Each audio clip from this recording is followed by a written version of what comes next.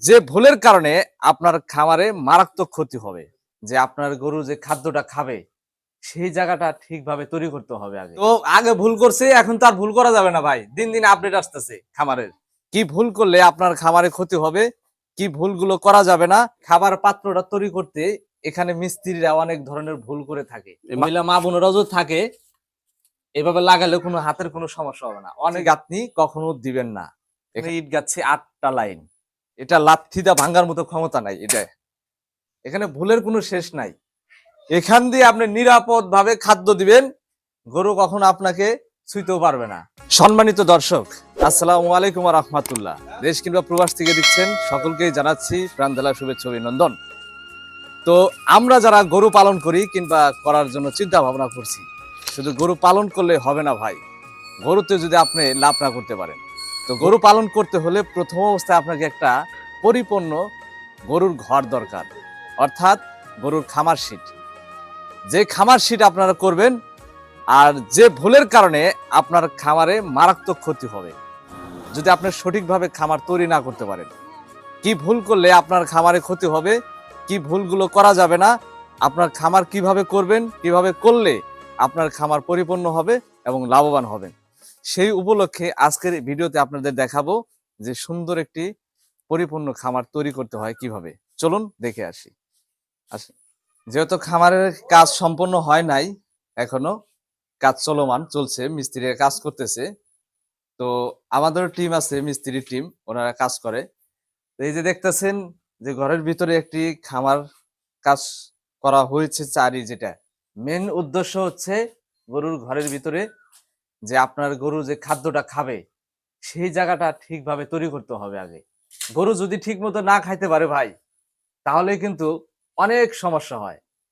যে এই যে খাবার পাত্রটা যে তৈরি করবেন, এখানটাই হচ্ছে কাজ। আচ্ছা, এটা কিভাবে কোন মাপ দিতে হবে, কোন স্কয়ার ভাবে বানাইতে হবে না কিভাবে বানাইতে হবে, আপনাদের কাছে একটু মতামত জানতে চাচ্ছি। তো এটা পাশে কতটুক, লম্বায় কতটুক? তো আমরা পাঁচটা, যেখানে গরু দাঁড়িয়ে থাকবে, যে পাঁচটা, এই পাঁচটা গরু দাঁড়িয়ে থাকবে সেই জায়গাটা আমরা কম দিব। এখানে আছে 2 ফিট, এখানে অর্থাৎ 2 ফিট। 24 ইঞ্চি। হ্যাঁ, যে জায়গায় গরু দাঁড়িয়ে থাকবে এই পাঁচটা 24 ইঞ্চি। বেশি লং দিলে আবার গরু কিন্তু ওদিকে যায় খাদ্য খাইতে পারবে না। আর এই পাঁচটা আপনার জায়গা অনুযায়ী, গরু অনুযায়ী, আপনি গরু যদি বড় বড় গরু পালন করেন, বিগ গরু, বিগ সাইজের, তাহলে এই পাশে 30 ইঞ্চি দিতে পারবেন। আমরা দিছি 25 ইঞ্চি। এই পাঁচটা 25 ইঞ্চি দেওয়ার কারণে এই পাশটা যখন পলস্টার হবে 24 ইঞ্চি টিকবে, এই পাশটা টিকবে 23 ইঞ্চি। 1 ইঞ্চি কম বেশ থাকবে, ঠিক আছে। আর অবশ্যই খাবার পাত্রটা তৈরি করতে এখানে মিস্ত্রিরা অনেক ধরনের ভুল করে থাকে এই মাঝখানে। হ্যাঁ, এই যে খাবার পাত্রটা, যে আমরা এখনো যেহেতু কাজগুলো করা হয় নাই, হুম। আজকে মিস্ত্রি আসে নাই, আসলে কাজটা হবে তখন আমরা কিন্তু দ্বিতীয় পার্টে, দ্বিতীয় ভিডিওতে আপনাদের দেখাবো। এই যে দেখেন, এই যে কানিগুলো অনেকে স্কোয়ার ভাবে তৈরি করে। স্কোয়ার ভাবে তৈরি করা যাবে না। তো স্কোয়ার ভাবে তৈরি করলে আপনার দেখবেন যে গরু খাদ্য এই কোনায় আটকে থাকবে। গরুর খাদ্য কিন্তু ওইদিকে মাথা দিয়ে খাইতে পারবে না। আর যখনই খাদ্য ওই জায়গায় আটকে থাকবে, ওখানে দেখবেন যে পয়জন সৃষ্টি হবে, মানে ময়লা সৃষ্টি হবে, গরুর অনেক ক্ষতি হবে।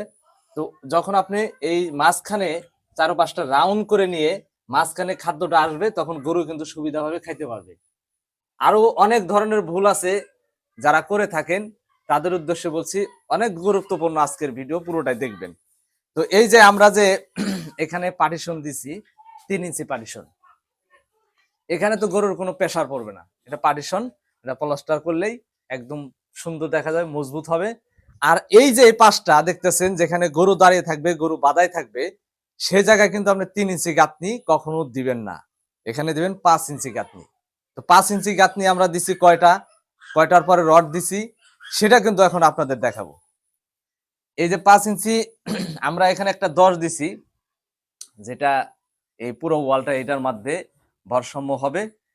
এই যে 10 ইঞ্চি দেওয়ার পরে আমরা এখানে ইট গাচ্ছি 8টা লাইন গাচ্ছি, যাতে আপনার খামারের যে গরুটা থাকবে পা উঠে না দিতে পারে, ঠিক আছে। আচ্ছা, এখানে মোট কয়টা ইট দিতে হয়? মানে 8টা? 9টা দিতে হয়। একটা নিচে চলে যাবে, এটা ঢালাইয়ের সাথে থাকবে, ঢালাইয়ের সাথে অ্যাডজাস্ট হবে। আর 8টা থাকবে। তো 8টার মধ্যে আপনার 4টার উপরে দিছি রড, যেটা গরু বাদায় থাকবে 2 পাশে। আচ্ছা, এই রডটা কয় সুতি দিতে হবে? এটা আপনি মজবুত গরুর জন্য 3 সুতি রড, 3 সুতি রড গুলো দিবেন, হ্যাঁ 12 মিলি। তো এই রড দিবেন, দেখবেন যে মজবুত হবে। আর যদি আপনি ছোটখাটো গরু পালন করেন তার জন্য আপনি 2.5 সুতি রড গুলো দিতে পারেন, সমস্যা নাই, গরু এটা ভেদ করতে পারবে না।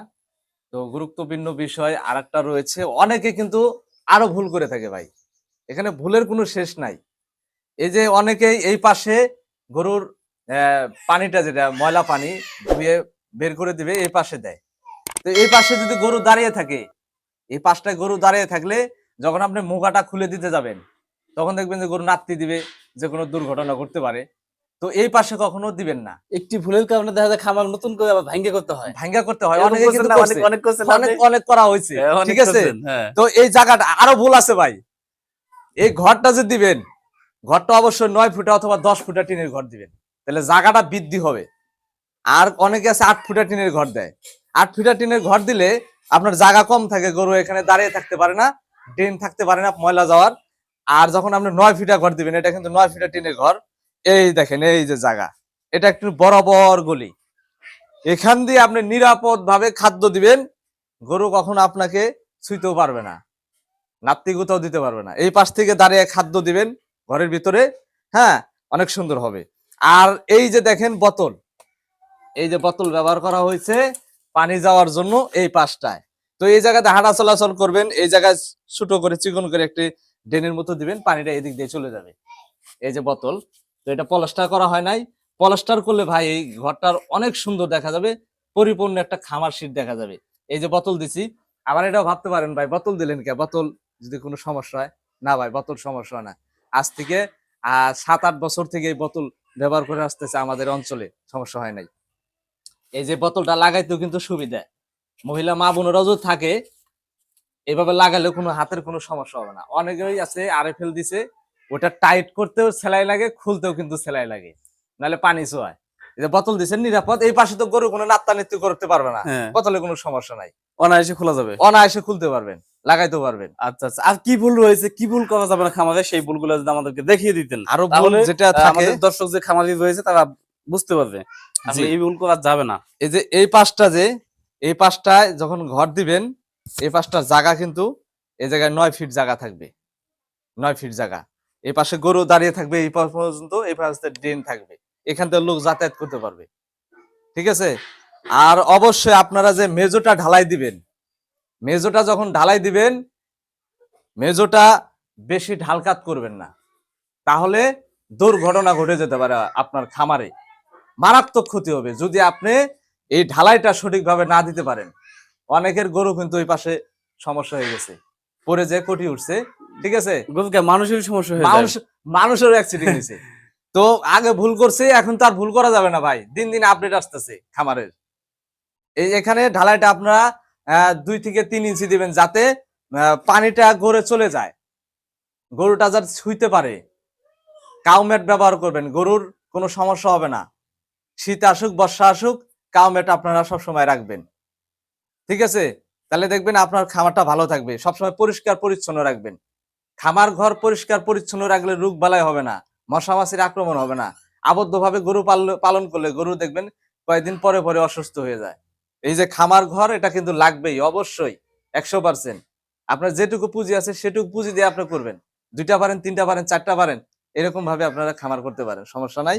এ বাড়িতে কিন্তু আগে গরু পালন করছে আবদ্ধভাবে, আবদ্ধভাবে যে গরু পালন করে তারপরেও কিন্তু লাভ করছে, গরুতে লাভ আছে বিদায় কিন্তু সেই গরু বিক্রি করে আজ এই যে একটা ঘর দিছে, এই যে ঘরটা দিছে, এই ঘরে এবং কত টাকা খরচ চালটা হয়, হচ্ছে মাটিয়া টিনের। মাটিয়া টিন, হ্যাঁ। এখানে কিন্তু বোঝার আছে ভাই, এখানে বোঝার আছে। মাটিয়া টিন দেওয়ার কারণে দেখবেন যে শীতকালে গরম লাগবে, আবার গরমকালে ঘরটা ঠান্ডা থাকবে, ঠান্ডা। এই যে মাটিয়া টিন লাগাইছে, কোনো ভয় নাই, সমস্যা নাই। এই যে ঘর দেখেন, ঢালাই করলে অনেক সুন্দর হবে, ড্রেনটা এই পাশ থেকে ওই পাশ দিয়ে পানি যাওয়ার যে রাস্তা থাকবে, ঠিক আছে। দর্শক, আপনারা এই যে গাঁথনিটা আমরা দিছি, এইভাবে আপনারা গাঁথনি দিতে পারেন, খরচ কম হবে। 3 ইঞ্চি গাঁথনি, যেটাকে আমরা ইট এইভাবে খাড়া ভাবে দিই, আগে দিছি একটা 10 দেওয়ার পরে 5 ইঞ্চি গাচ্ছি, 2 ফিট অর্থাৎ 8 লাইন, 8 লাইন গাতার পরে এই যে 6টা লাইন দিছে 3 ইঞ্চি, ইটটা সাশ্রয়ী হয়। যখন পলেস্টার করা হয় দুই পাশে, এটা লাথিটা ভাঙার মতো ক্ষমতা নাই। এটা কিচ্ছু হবে না, এমন মজবুত হয় 5 ইঞ্চি হয়ে যায়। আর অবশ্যই যে পলেস্টার করার পরে ঘোলা দিবেন সিমেন্ট, শুধু সিমেন্ট, না হলে কিন্তু শিউলি পড়ে যাবে। 2 দিনের নোনা ধরে গরুর চুনা তো এসিডের মতো, তাহলে দেখবেন যে একলাই খুলে পড়ে যাবে। অবশ্যই একটা ঘোলা দিতে হবে সিমেন্ট, শুধু সিমেন্ট দিয়ে। আর এই যে বিট দিবেন যাতে বাহিরের পানিটা ভিতরে না ঢুকতে পারে। এই যে বিট দিয়ে দিছি। তো এই যে আমরা 12 ফিটা খাম দিছি ঘরে, ঘরটা উঁচা হয়েছে, ফ্যান লাগাইলে সমস্যা হবে না।